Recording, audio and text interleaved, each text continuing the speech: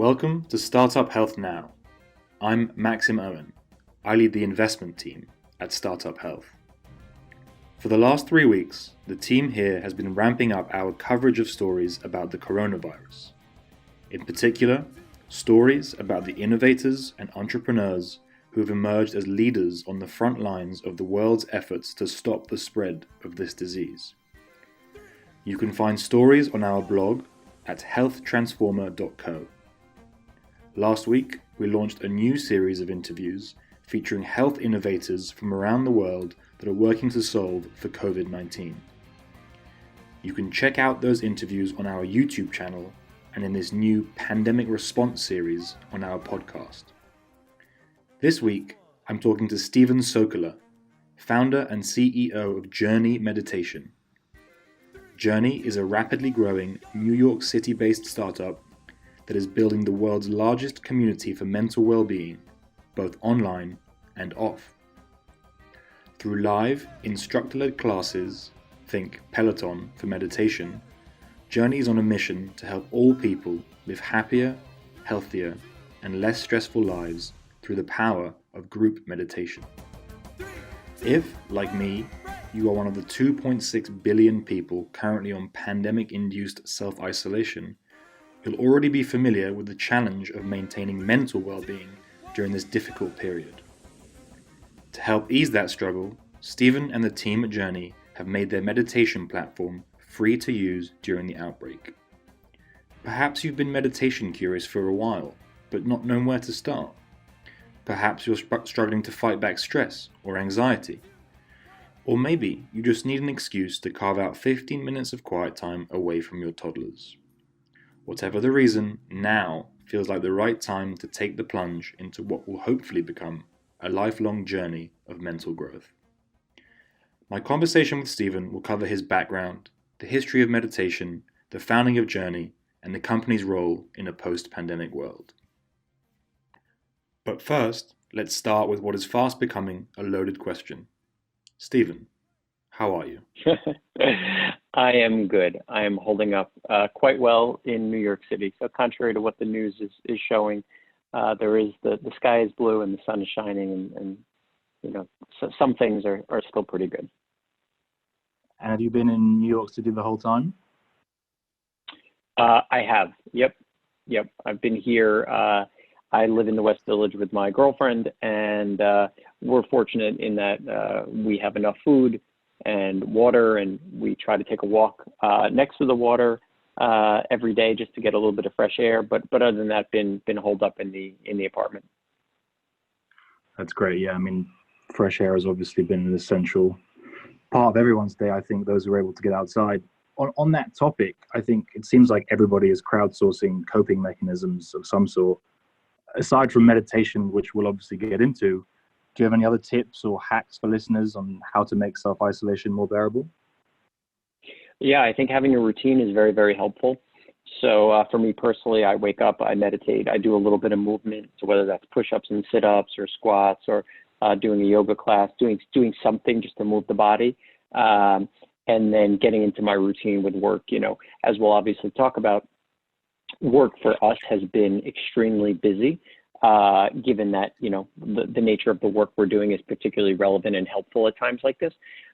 So do work, then I take a break at some point to cook my first meal, which is I guess technically lunch since it's around 1 o'clock. I eat with my girlfriend and then get back to work, and then put the computer down for dinner and then hop back on a little bit later at night for a little bit more work. But I think the routine, so that, you know, Monday through Friday feels different than Saturday and Sunday, has been very helpful for me versus that you know, kind of every day is blending together sort of feeling that I know some people, like perhaps my mom, might be feeling.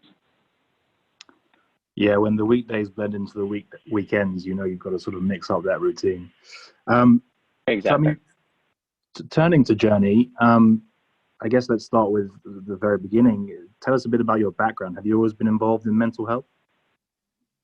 No, not at all. I have always been entrepreneurial, so started a host of sort of random businesses over the years. But it was in 2011 when I was living in Australia. I had moved there to open an office for my previous company, and was very fortunate to find a book on Buddhism that really spoke to me. Now, I've always been interested in how to live a better life, but that was not necessarily through the lens of mental health per se. But Buddhism was really helpful for me personally and professionally. And then a few years later, moved back to New York, sold the company that I was running, and thought there was a real opportunity in the mental well-being space to both help people and build a big business. And so both of those things were really interesting and important for me. So how long would you say you've been on your meditation journey, so to speak? Well, I started meditating in 2011, so I guess that's going on 10 years. But I would say the journey started much earlier than that, because probably earlier than I could even remember. But I specifically remember in college being able to read books like Dale Carnegie and a whole host of other things on how to just live a better life, how to, be kinder to yourself, be kinder to others. 7 Habits of Highly Effective People was another one. And then from there, it evolved into some of the new age things like the Eckhart Tolle kind of stuff. But Buddhism was really a tipping point for me because it was just so practical in terms of how to view the world and how to work with the world. That's awesome. At Startup Health, we, as you're familiar and as many listeners may be familiar, we like to speak in terms of moonshots. Health moonshots inform everything that we do. So turning to you and Journey, what's your health moonshot? What's the health challenge that you're addressing at Journey? Yeah, so we actually have a new team member that started yesterday, and so we went over I did the training, the initial first day training, and one thing in there is this big, hairy, audacious goal, this BHAG, this Jim Collins concept that was, basically the same thing as a moonshot. So it was a 10 to 30 year vision, like put a man on the moon, or put a person on the moon is probably the better way of saying it. And for us, and we had set this journey now is 5 years old, and we set this vision 5 years ago of creating the conditions so that by 2030, everyone in the world could meditate. And so now we're less than 10 years away, and it's becoming more and more real, right? How do we continue to do work that allows us to bring these practices, not just to folks that are living on the coast or folks that know these practices are for them, but how do we serve the middle of the country? How do we serve communities all over the world that wouldn't know about these practices, or if they did know about them, wouldn't think it was for them? So for us, we really aspire to build a different world so that, I think we have this big board up in the office called The World We Want, and different team members have written up what is it that inspires them about this? What is the world that they want to create, whether that's for their kids or grandkids? And I think one of the common threads is that the world would look very, very different if everyone had a meditation practice, if everyone had the ability and the time and the know-how to self-reflect and turn inwards. I think we'd have a much kinder, gentler, more compassionate and connected world. And so that's what inspires me personally and inspires us at Journey. Yeah, hearing you speak about that 25 to 30 year vision is kind of taking me back to when we first started talking probably a few months ago now. And I think that definitely struck a chord with me and with our team, because obviously of that shared long-term thinking of how is the world going to look in 25 years time and how can we impact it. So I think we're absolutely on the same page, which is probably why, our partnership works so well. Yep. So tell us about Journey itself. Let us know, what is it? Yeah, so we are building the world's largest, most supportive, inclusive community for mental well-being. And I use the term mental well-being as opposed to mental health. They say 1 in 5 people have a mental health disorder, and there's lots of great organizations doing that work. What we're looking to do is help support the 4 in 5 people, the 80% of us that want to wake up and feel healthy and happy and connected and balanced. And so the way we think of Journey is your one membership, your one community for living a healthy, balanced, connected life. And so we have a number of different products. So where we started 5 years ago was on the corporate side, on the B2B side. So we work with organizations ranging from Nike, Disney, Facebook, but also Harlem Children's Zone, which is a charter school here, the Anti-Defamation League. And so we run programs that have on-site classes, although obviously currently, given the current situation, those classes are all taught virtually, but they're always live and they're always groups. So it's people coming together to connect, to learn to practice, and then share. And so we teach with all different types of organizations there, and we have teachers in 20 cities around the world doing that, and again, do that virtually. So that's what we started with. And then less than a year ago, we launched Journey Live, which was the first live group meditation app. So live classes, live teachers, the ability to interact, the ability to ask questions. So a much different digital experience. You know, for thousands of years, meditation has been practiced in communities with a teacher, with fellow meditators, with support. And for the last 5 years, it's something that we do by ourselves on our phone. So we thought, what if we could replicate what takes place offline, online, what's happened for thousands of years? What if we could build something like that? And so when people check out Journey Live, one of the things they always say is it feels really warm. It feels really human. And that was a big part of it for us. So that's what we're doing. And I don't know if now's the appropriate time to mention this, but at the moment, we're offering it for free. Given everything that's going on in the world, we thought it was the right thing to do. So I don't know if there's a way to share the link and the code, but you know, we thought giving people both meditation and group support and group connection would be the right thing to do. And you obviously, well, not obviously, you preempted my next question, which was going to be, how are you helping to solve for COVID-19? And obviously that is by providing the platform free for the next few weeks until this outbreak is through the worst period. I was really, I guess, caught when we were first speaking those months ago about that community aspect of Journey, and I guess of meditation more broadly. I didn't know that it used to be a community practice, or I should say has been for thousands of years. Wherein lies the benefit of doing it with other people? Yeah, it's a great question. I think one of the questions that I would get so often when I first went out to raise money back in 2018 was people say, well, you're just sitting with your eyes closed. Like, why would I need anything else? Well, having a teacher is obviously really helpful, right? For a number of reasons. The first is that meditation is not simply one thing, right? If you think about exercise, there's lots of different things that fall into the category of exercise. Same with meditation. There's a variety of practices. And so, you know, what might be right for you might be different from someone else, or what might be right for you today might be different for you, you know, 6 months from now. So for me personally, I do a variety of practices. And so having different teachers who have, you know, who are deeply studied in each one of those makes a huge difference. So that's one. When it comes to the community part, you know, you think of behavior change or habit formation, and so many people try to do things and they fall off. So, you know, weight loss is a great example, going to the gym and getting in shape, or quitting smoking. Behavior change and habit formation is really hard to do on your own.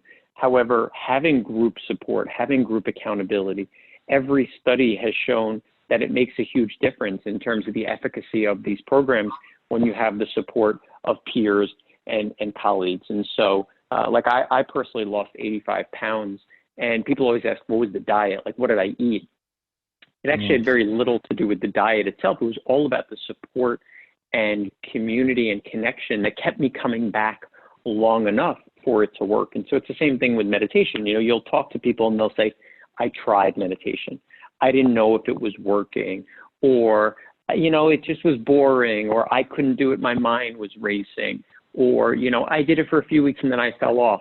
And that's where having a teacher and having community can make a huge difference, to say, you know what, actually all of our minds race, right? That's part of the practice. That's why we call this a practice. Or, hey, you are doing it correctly. So long as you're bringing your, you know, awareness back to, let's say, the breath, for example, you are doing it correctly. Okay, so if my mind races, that's okay.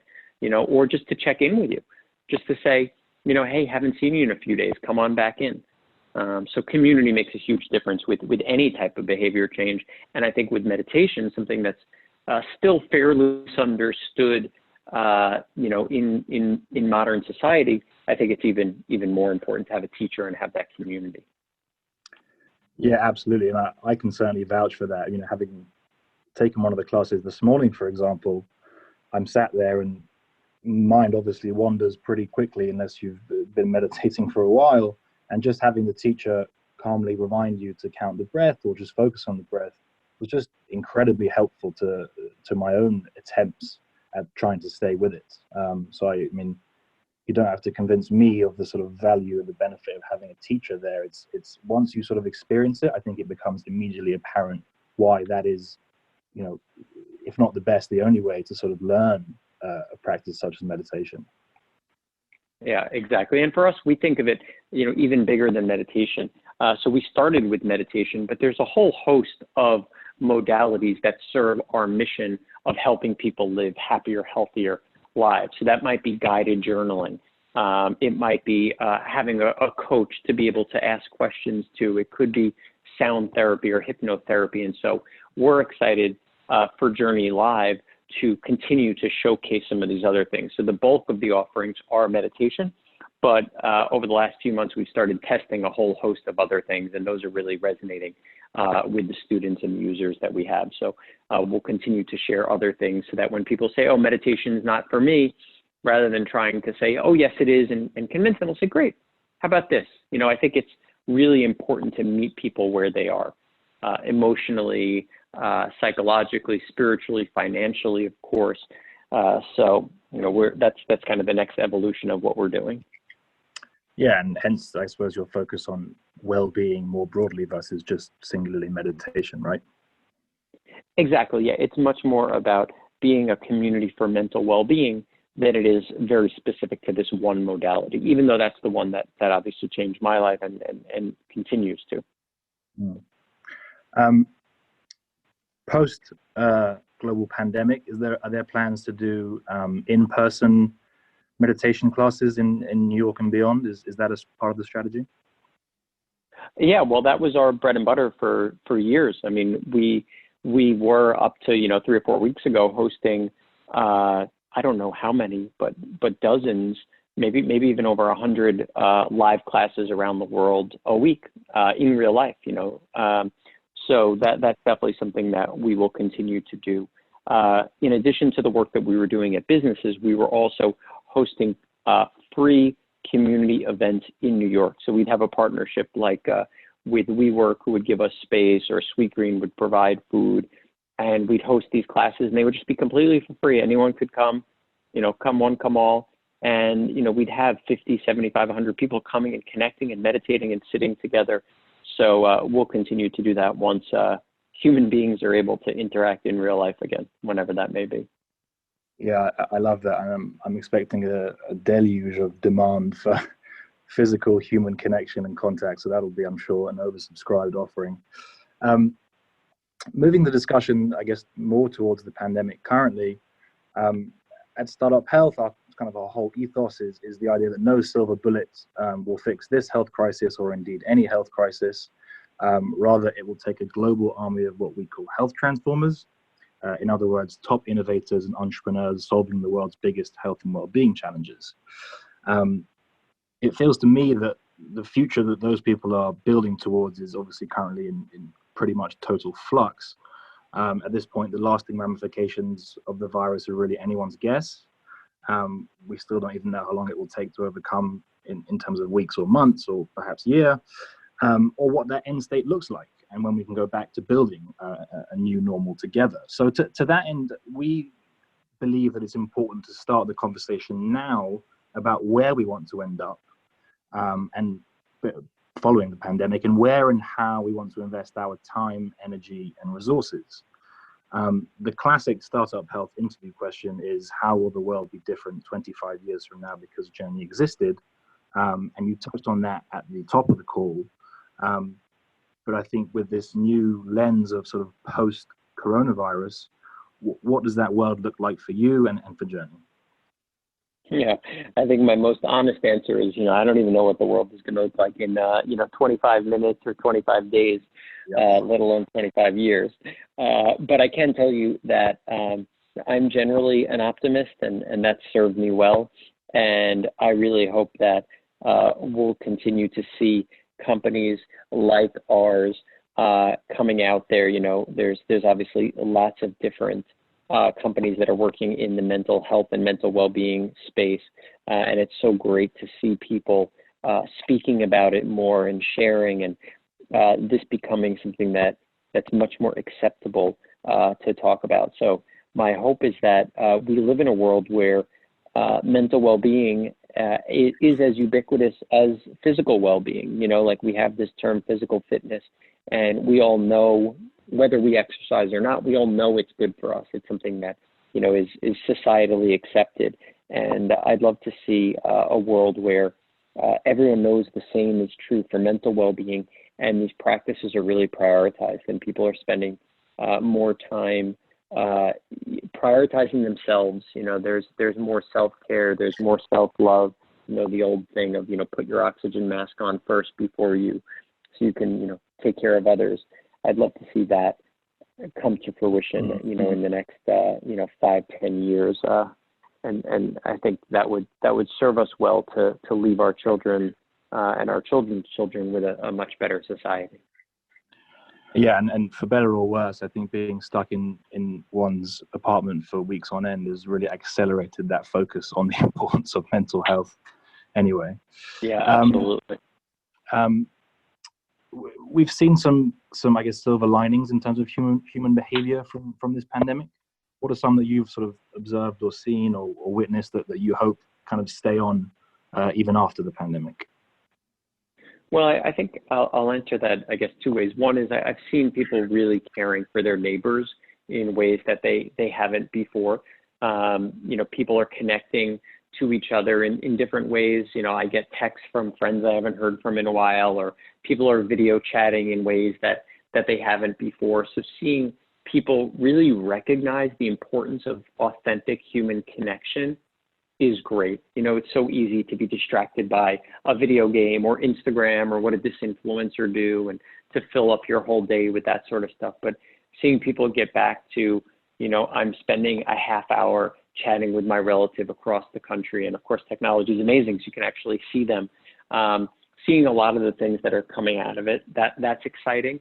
I think I was on a call yesterday, and one of the folks was saying, what are people going to say when they look back on this 20 years from now?